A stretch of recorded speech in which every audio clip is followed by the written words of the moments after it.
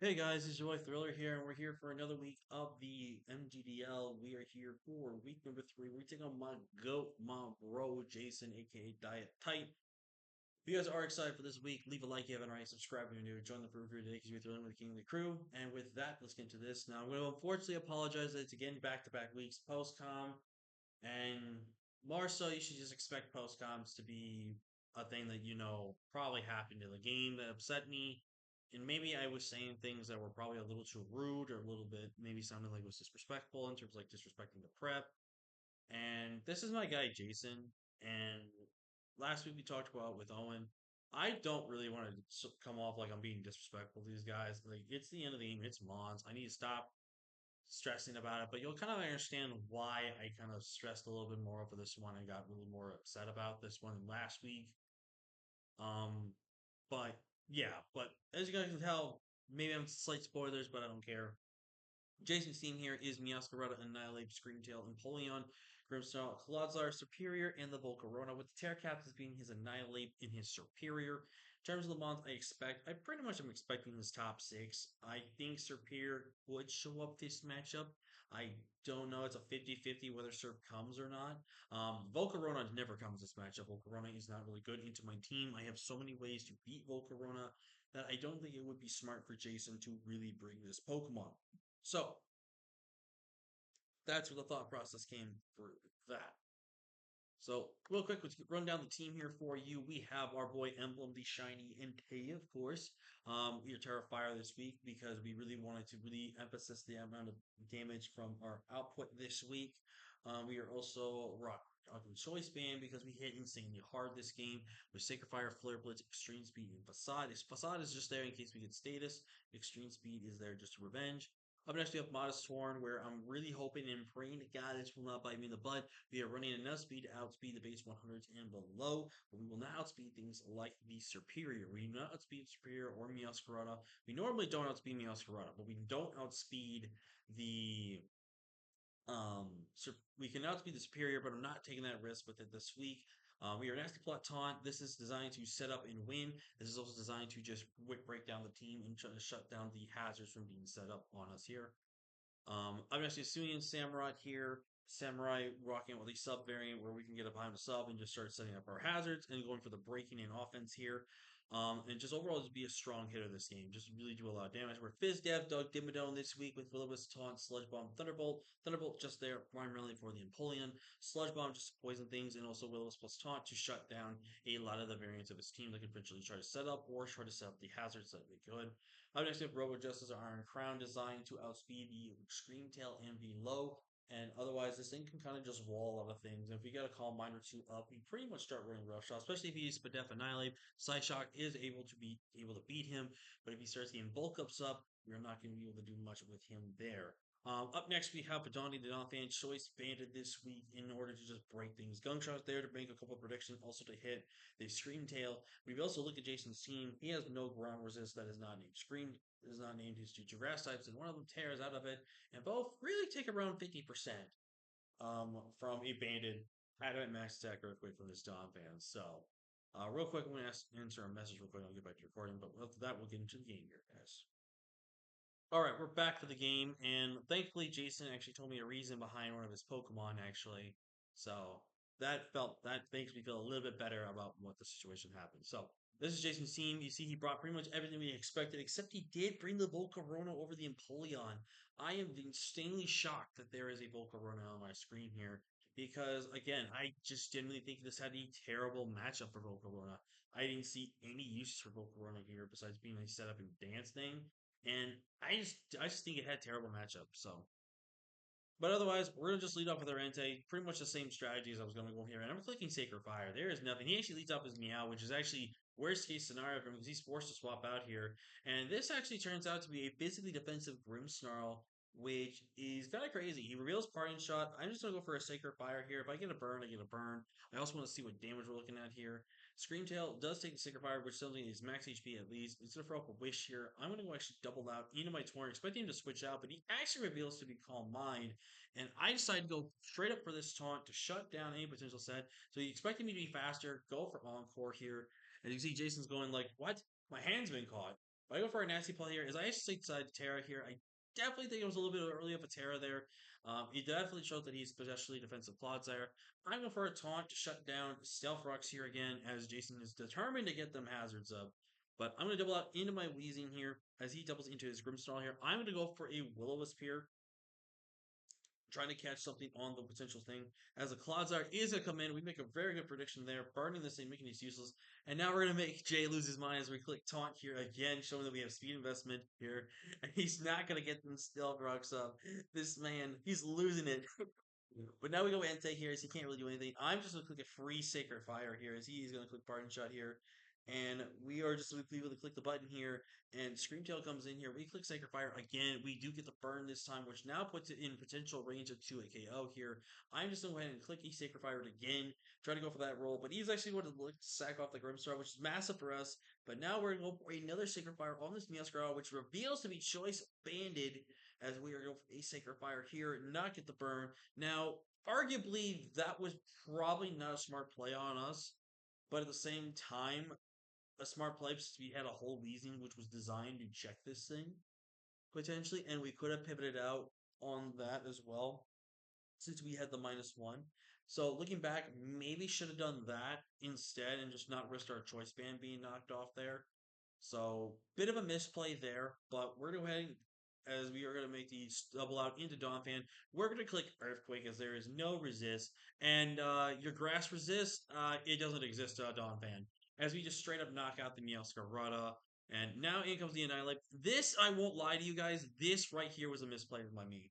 I should have scouted the damage that this was going to do, because if we're looking at this calc, if this was Spadef Annihilate, even if it got a +1, you can see we're doing over 50% to him.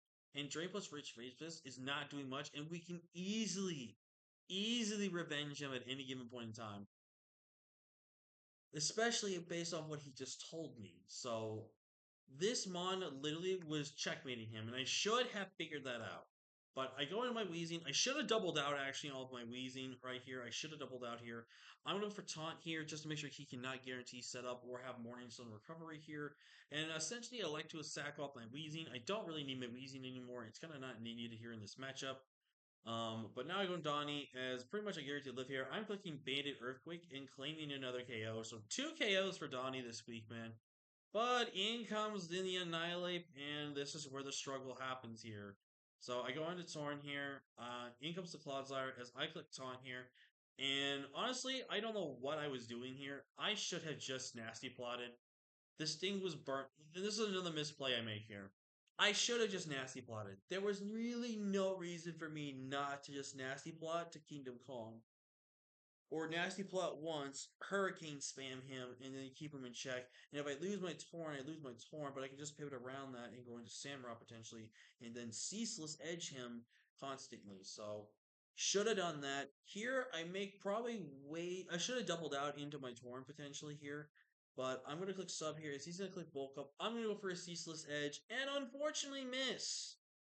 Which, not gonna lie, angered me, but the miss ended up not really mattering here. We're gonna see that he is definitely around max HP on his Annihilate. He has not any type of special effort, or he's not fully max defensive here.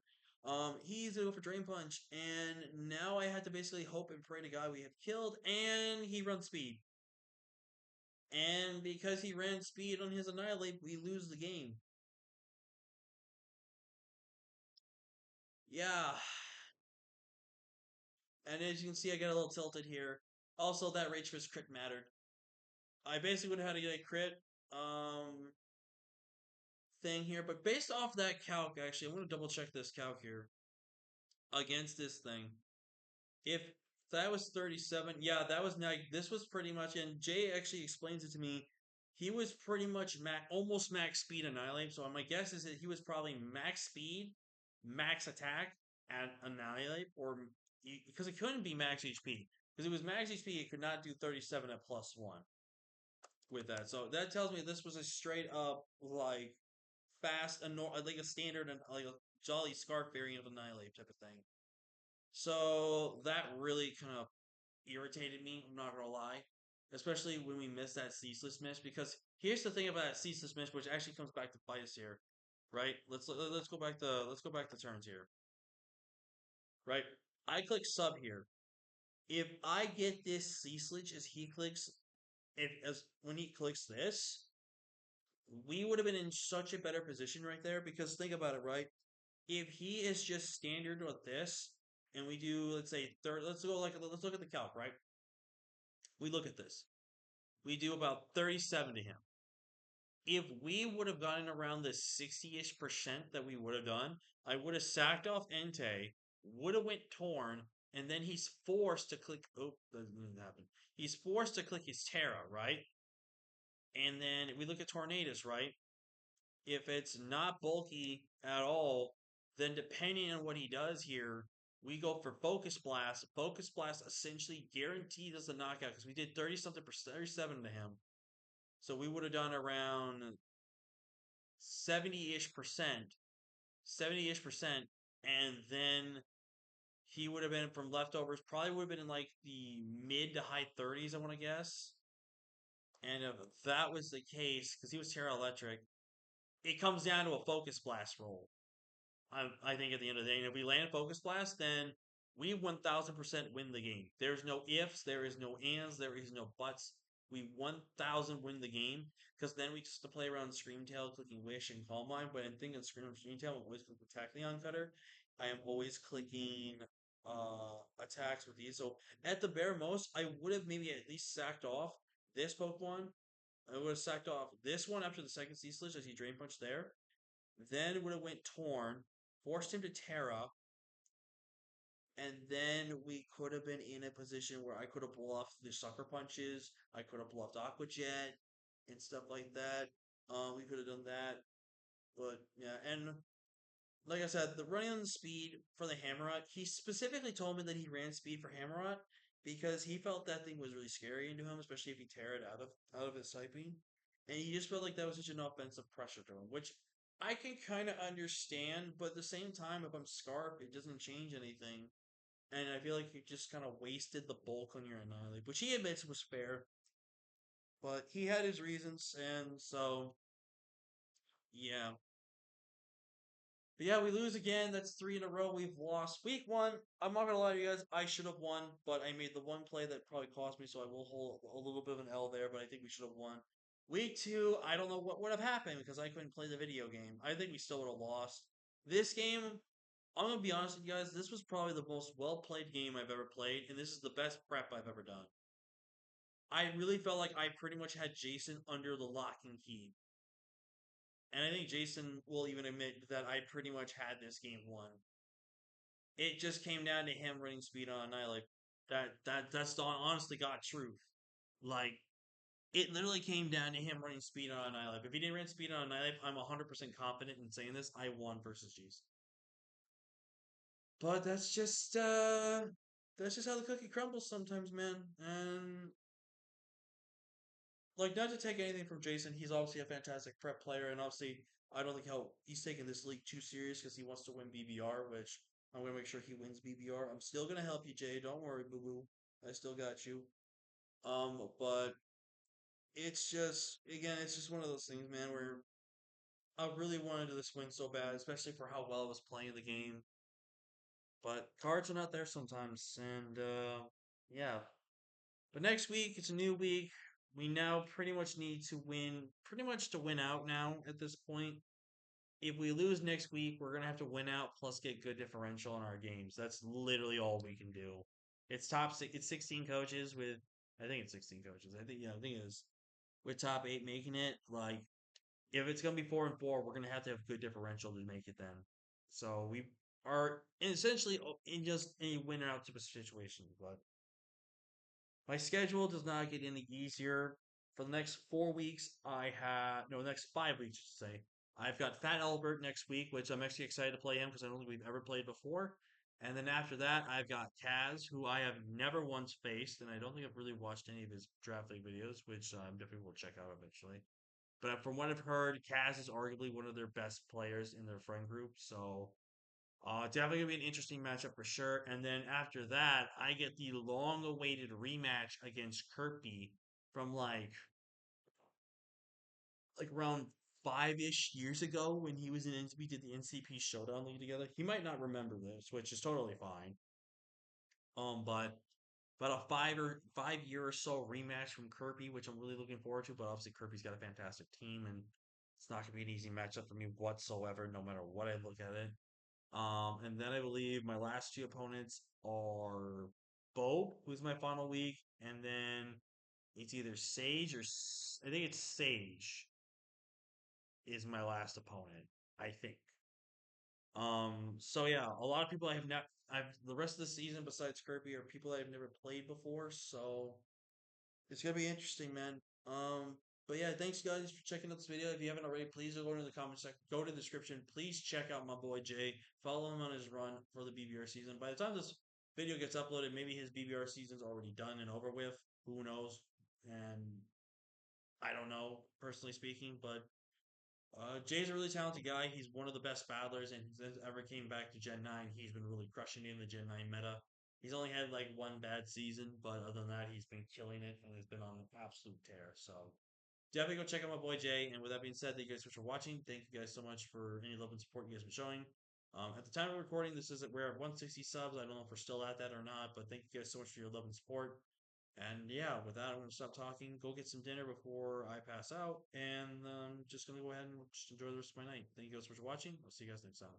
Peace.